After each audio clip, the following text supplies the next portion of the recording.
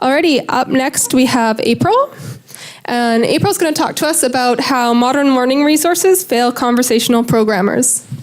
Hi everyone, I'm April Wang, a master's student from computing science. My research interests focus on human-computer interaction and user-centered design. Today, I'm presenting my work on understanding and designing support tools for conversational programmers. My first paper on this topic has recently received an honorable mention award at ACM-CHI 2018. Now, looking at this title, you may start wondering, who are conversational programmers? Conversational programmers are non-computing science majors who are not required to write any code on the job, but try to learn programming in order to improve their participation in technical conversations. To investigate conversational programmers' learning strategy, we carried out 23 interviews with a diverse set of participants. For example, business people, HR manager, researchers in other disciplines. Our key findings suggest that conversational programmers usually started by seeking recommendation from an expert, which leads them to explore modern learning resources such as coding bootcamps, online tutorial and courses on Coursera, or asking questions on Stack Overflow. However, our participants describe feelings of failure while using these resources, because these resources focus too much on programming syntax and logic, and the explanations are not always relevant.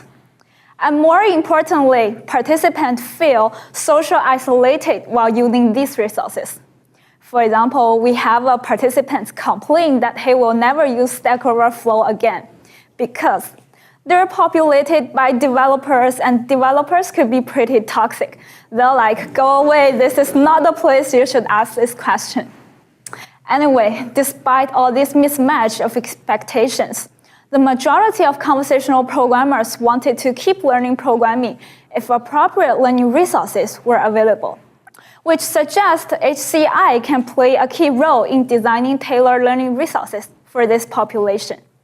Currently, we're exploring how tailored and crowdsourced learning resources can help conversational programmers learn programming. We're designing Jargon Aid, a crowdsourced computing science jargon dictionary for conversational programmer that has contributions and explanations from domain experts rather than developers. Our whole vision is to help conversational programmers learn technical terminologies, just like picking up a second language. In conclusion, my research sheds light on how modern learning resources that focus on artifact creation fail conversational programmers, and identifies design opportunities for helping this population. Thanks for your listening.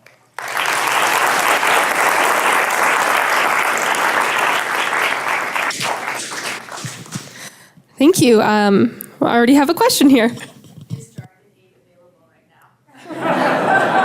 It's currently a developing prototype, but the main idea is we want to build conversational programmers' own community. Yeah. Yes, please.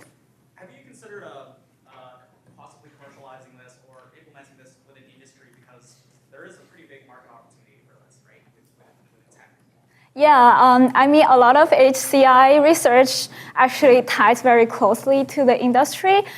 So if after we run some usability tests, we find this tool or this this process of providing them community help can help conversational programmers, we may consider commercializing it, but that's a long-term story. Yeah. Yes, please. So your results, I think, probably quite familiar to most professors in the sense that those, you can generalize those to standard challenges for people learning any new discipline. Right.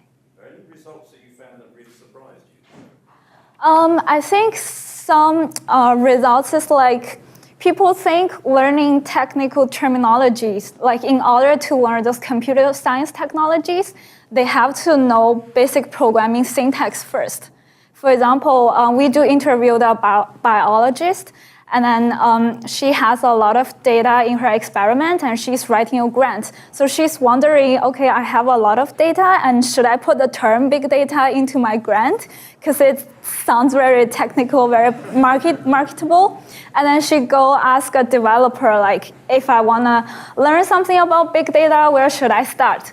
And the developer point her, say, if you want to learn big data, you have to learn Python first. And then she go open a Python online tutorial trying to figure out print hello world on your screen, like for the whole afternoon. So we find this huge mismatch in expectation. I think the key reason is they ask the wrong people for help. Yeah. She asked here whether she should include big data. She should definitely get a yes. Right. Yes? Propose with moderate jargon age because the people who are into programming will be the one who will be using technical jargons possibly, and this jargon age is supposed to be for a non-programmer. Who will be the one moderating it?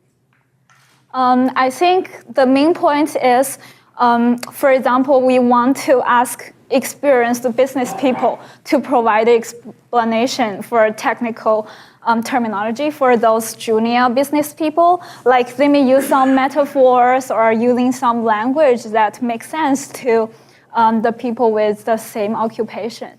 Yeah, so we want to match them with their different backgrounds. Yep. Okay, thank you very much. Thank you.